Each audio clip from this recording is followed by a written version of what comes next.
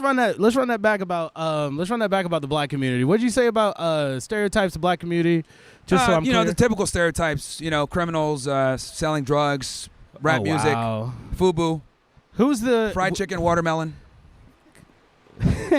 That's funny. Well, you said the stereotypes. Yeah, that's so funny. That's so funny. All right, so you want to talk about drug dealing. I think we kind of mentioned it a little bit earlier. Who flooded black neighborhoods with drugs? They don't have access to the port. Black people aren't on the ports. Black people aren't the ones bringing it in from Nicaragua or wherever the fuck. How did those drugs get in these communities? Yeah, they were smuggled in. By who? Hispanics typically smuggle the drugs in. So right, and then blacks typically do the domestic distribution. So we're talking about you're just saying that the CIA Contra affair, all that stuff that happened, putting crack in black neighborhoods, that was just black people, crazy. Well, you have a choice. Am I going to sell crack or am I not going to sell crack? If you decide to not sell the crack, you won't go to jail. If you decide to sell the crack, you'll go to jail. So but the point is that there's a choice to be made, and if you make the wrong choice, then. So when you deny a whole community access to wealth through, redlining, when you let them access to wealth, about, not giving them loans or what's holding black people back from success now? So history doesn't matter. It doesn't affect the present. So history doesn't affect the present. Is that what is that your framing? Not really. Nothing's holding you back. I'm one brother. Okay. I'm one brother. Well, any black person that's here, nothing's holding any of you guys back. You guys are here, right? So as far as like housing, here, right? So you're saying that there are still no racist housing practices, even though we have a ton of statistics to say there is. You're saying that there are no racist policing practices, even though we know I never said that. Oh, so okay, you never said that. Racism exists, but it does not exist to the point where it keeps you from success. So there's always going to be racist people wherever you look. There's a lot of black people that are racist, right? I would argue blacks tend to be more racist than whites sometimes. But regardless, racism is no longer a viable excuse as to why you're not successful. It's just not. It's 2025. I would argue, as a black person, if you're not successful in 2025, you're a fucking retard, and I'll tell you why. You have far more opportunities and benefits as a colored person than as a Caucasian. We have affirmative action, DEI. We have all these programs in place to allow minorities to basically get a leg up on the things that you're talking about before. I agree that there were some racist atrocities before. However, we've corrected it to a point where everyone has an opportunity. I would say we've almost overcorrected. You think we've overcorrected? Almost, okay. Yes. Okay, you think we've overcorrected. So all these programs, all these things that exist, who did DEI programs mostly benefit? They benefit blacks and women and minorities. White women were the number one. Black people at the bottom. Yeah. We are at the lower part of that table. It was white women. So don't come here and say that DEI has put black people. I am not. Well, it's giving you guys opportunities. And obviously, white women are almost. What opportunities? White women spearhead every liberal movement, which again, on the white guys, you guys need to take better. You guys need to, put these women back in the kitchen. Because the reality is that they fucking undermine. Listen, this is coming from a guy who is not married. I'm married 5 years. Don't listen to this. What does have to... Bro, your opinions on, I'm just saying your opinions on women come from an uninformed place. Really? Yes. How many women have you had sex with? A lot. Okay. Now, how long have you been married for? That's provable, and I got video evidence. Yeah, okay. Well, don't incriminate yourself. Look, you can sit here and say, you're not married, so therefore you can't talk on this. But the reality is that men are the ones that give relationships to women, not the other way around. So if I wanted to get married, I could easily get married. Women can say no, right? Well, women want relationships. Men gatekeep relationships. Men need relationships. No, women need relationships, actually. Oh, okay. What's the statistics on single men, loneliness, depression? And what happens with these single men once they get into relationships? And what happens to women once they get in relationships or get married, statistically? All right, so do you want to transition from race into marriage now, or did you want to finish I'm sorry, you're the one who's talking about women. You're the one who's starting the conversation. No, you brought up the whole I'm married thing, and you showed your ring. Listen, if you can't handle the debate, brother, if you can't handle, I got you. But what I'm saying if you want to segue to that, we can. But man, we can segue to that. I want to talk about race and the fact that historically we've been kept away from our communities. And my counter to that is simply, historically does not mean now. There's nothing holding you back now. And my counter argument to that is, then that's like saying that what happened a few minutes ago doesn't affect our present. It does. That's the way history works. That's the way time works. We have laws. We have legislation. The reason we have a country is because of shit that happened a long time ago. True or false? The reason that we have the Constitution and the laws that still govern us today are because of legislation and things that happened. But that's the way time works. Of course. It's past, what I'm saying is, and future. Though the things happened in the past, nothing is stopping you from working in the present to change your future. But you're like saying, like, say there's two people running a race. You just had all these obstacles in front of one, while no obstacles in front of the other. And now you're saying, well, we're not going to have halfway through the race, no more obstacles. You know, Keep bro, up, let me just be honest. This is why nobody respects blacks, bro. Like, this mantra right here. Why does no one respect you? Let me explain this. Why is that Nigerians or people from Africa or they come from the Caribbean, they come here and they make something to themselves as first-generation immigrants? I'll tell you why. Because they don't have this mindset of redlining, systemic racism, reparations. They come here, even though they're black and everyone else can identify them as not being a foundationally black American. They have the same skin color. They look black. They might not necessarily be a foundationally black American, but how is it that they're able to figure it out and come here and become successful? But people that have been here for 7 generations don't even have $7 in their fucking bank account. The problem is that blacks make too many goddamn excuses for why they're failures. Oh, my God. And this is the issue. Too many excuses, too many fucking complaints, too much crying. It's like they're not. I mean, this is stuff that actually happened when we did build economic. When we did build economic systems. When we did build communities where we had money. When we did build those things, they were what? Destroyed systematically, either by racist organizations or by legislation. That's something that actually happened. So what happens when you give a bunch of people who are one race, right, access to housing, access to loans, and you don't do that to another people? What do you think the generations after that would have happened? If that racism is so bad, why is it that black people actually did better during the Jim Crow era? They had their own businesses. They were making more money. I'll tell you why, because the nuclear family. So when black people were the most oppressed and had the least rights and the least civil liberties, they actually did better than they do now. So, again, reconstruction. You're talking about nothing can keep you back from success besides yourself. So you're talking about reconstruction, right? What happened to all those successful businesses and things that were around during Jim Crow? They were destroyed, bro. They were destroyed, and who destroyed cousin. Our government or white racists, but that happened. You can't even lie. That's history, brother. That's history. Again, choice and accountability. The 90s, we're just choice a couple. That was a little bit ago. We're still living in the party. Okay, so what you're saying? So the people in Tulsa, Oklahoma, they chose for the Klan to come around. They chose for that. Is that what the fuck? You're talking about choice and responsibility, brother. And I'm saying, what responsibilities does the government have? What I'm saying is, in the 60s, when they were actually successful, right, they were oppressed to the highest degree and they were still successful. So there's no excuse with racism being reeled back to not be successful. That's what I'm saying. All these other things happened. Cool. Nobody cares. People need to pick themselves up from the bootstraps. Maybe you need to start caring. Maybe people should start caring. Maybe we should have those conversations. Because if we don't take care of what happened and how people were left, like, taken away from their access to wealth, right? If we don't deal with those things, how the fuck are we going to move forward? Again, you can move forward because blacks have more opportunities than their white counterparts who are oppressing them for so long. Who gets the majority of scholarships? Well, here's the thing. There are scholarships that are only available to black people that are not available to whites. Who gets the majority of scholarships? Now, could you imagine if there was a scholarship that was only available to whites that's not available to blacks?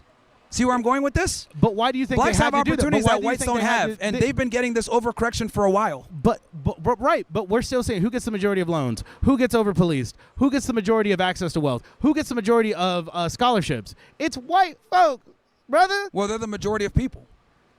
They're the majority race. So, of course, they're going to be the majority in a lot of these regards that you're speaking about. If they're the majority race, how come black people, right? But you want to talk about black people in regards to crime, but you don't want to talk about how that crime got into those neighborhoods or how those things, what responsibility does white America or America, the government, have as a whole for what you keep talking about responsibility? What responsibility does the government have? Here's the problem. Blacks want to blame the government, not blame themselves. Oh, it's the government's fault. No, it's your fault for selling the drugs. So the government has no responsibility. They have no fault, nothing bad. They didn't do anything bad. They're good. It's all gravy. The government's always going to do dumb shit. So we can't hold the government accountable. Here's the thing. You can't depend on the government to save you. Like, just don't commit crimes. You're wild. So the government, what utility does the government have? You can't depend on the government to save you. But okay, cool. But why are they destroying us? They're not destroying you. So right now, how is the government holding you back from success right now? I can't believe I got to do this again. How is the government holding you back from success right now? The race. I don't care about the 80s with the crack. No, okay, we'll talk about right now. What race of people are the highest exonerated? What race of people are the highest of wrongful convictions? What race of people are statistically over-policed? Go on. Well, who commits a disproportionate amount of violent crime in America. So yeah. Wait, I have a question. If wrongful convictions are majority of wrongful convictions are black people, and the majority of wrongful arrests, which is provable statistically, are black people, then could you assert from these statistics and look at the one where you're saying that they're committing more violent crime, right? When sure. You're saying that one, then what does that tell you? Their communities are over-policed. This is a minority of cases, but the majority is they're fucking guilty. The majority of black people are not. No. I said the majority of these people that get arrested. The majority of these people that get arrested are guilty. A white criminal offended and a black criminal offended who have the same criminal record go before a judge. Do black people disproportionately get higher sentences? Because they commit a disproportionate amount of crime. No. It's violent crime and it's drug trafficking. No, you're not. It's violent crime and it's drug trafficking. So you're saying that I see a black guy, a white guy, they did the same crime, but because your community historically, wow, you want to bring that up historically? Oh. Well, that could be access to lawyers. That's going to be a big one. And so what happens when what community has the least access to wealth? It's black people. And whose fault is that? Black people. If we're constantly bro, you just admitted. This is why nobody fucking takes black people serious, man. Like, this is crazy. Like, I'm gonna let him go next because you have so much circular logic. Over policing. This was a fantastic opportunity to make myself dumber. No, dude, this is literally why everyone laughs at fucking blacks. Like, I don't know if you saw a bunch of niggas in the back are laughing at you. Like, all you got is excuses and complaints as to why you're a fucking failure. Like, bruh, like this shit is crazy. You know? Like, it's just absolutely nuts. It's like, how is it that people come here from Africa, don't speak the language, and figure it out and become successful? Meanwhile, we got these guys coming around, more racism. It's fucking clown world, bro. It's clown world. And this is why people laugh at the black community, because all they do is victim. What's that, man? I got another question just because we were talking about your topics. You said systemic racism is a hoax or it's like fake or... Yeah, it's a scam. It's a lie. Why? Because, I mean, what about redlining? Like, are we just going to ignore that? It's kind of like... Yeah, so when it comes to redlining, right, and just so the audience understands, basically it's like, it's a real estate situation where it fucks with the prices of homes, etc. Look, man, let's just keep it 1,000. When blacks move into your neighborhood, it's not a good sign, right? If Jews move into your neighborhood, that's a very good sign. Because, and I'm speaking from a real estate investor perspective, like your property is going to go up through gentrification. But it's not going to go up from niggification. And when blacks move into your neighborhood, property just goes down. And the reason why is because they tend to commit a lot of crimes. Now, I don't expect any of you guys to admit this, but none of us want to live in a majority black neighborhood. We're not trying to get fucking robbed. We don't do crack. It is what it is, right? And a lot of us might not want to listen to loud hip-hop at 3 o'clock in the morning. So when I say systemic racism is a scam, I'm not denying the fact that there was racism in the United States before that created problems. But what I am saying is there's nothing holding black people from success now. And anyone that still, holds on to, my slavery, my systemic racism, my reparations, like, you're just a retarded monkey. So I think guys need to, get out the victim complex and, what educates them? It's good schooling, right? Like, how do you get educated? You need a good school. You need to start the basis at, elementary school or, high school. And what pays for those things? Like your local taxes, your community taxes. So when it comes to things, if we're going to go back to redlining, what does that mean? Their property taxes are going to be lower. They're going to pay less money into the public schools. Basically, house price, real estate prices kind of drop off when black people move in, or it's harder for blacks to get access to homes. But again, so the schools aren't going to get funded as well. Therefore, the education is going to be lower. Yeah. So I think it's kind of a. But the thing is that we've created so many different affirmative action DEI programs that allow inner city kids to get out of those schools or have the opportunity to apply to colleges with lesser grades or whatever. Like, what I'm trying to say is we've done a good amount to allow and facilitate people that come from poor circumstances to go to college, get an education, get an opportunity, right? This has all been done through different, programs that are not available to white people, by the way. So my thing is, I don't think systemic racism is no longer an excuse to complain as to why you're not successful. I'm a guy that came from a poor household, right? My parents are black, despite people trying to say I'm not. And we figured out a way, and there's many people that make it out the hood. And what it really comes down to is survival of the fittest. And I know that's a very sucky way to look at things, but everyone's simply not going to make it. And if you're dumb enough to sell drugs, or commit crimes or do all this other dumb stuff, well, then you're going to go to jail, and honestly, society's better off without you. Well, but I mean, if you're built on like a community and culture of honestly racism, I mean, like white people kind of like looking down towards black people, or like using the terms like. I would argue most white people don't look at. If anything, most white people love black people nowadays. They love the music, they love the culture, they fucking try to dress like them. Like, black culture is extremely influential in American society.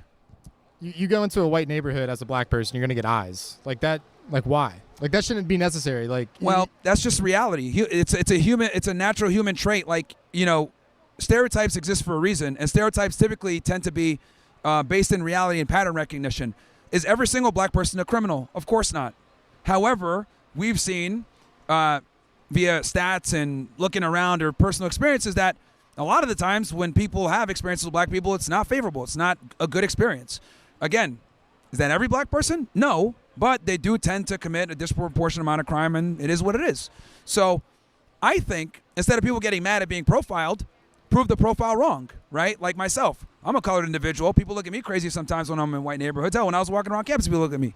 But once I open up my mouth, speak, convey that I'm not a fucking retard, and be able to articulate myself, people are like, okay, this guy isn't a fucking moron. Cool.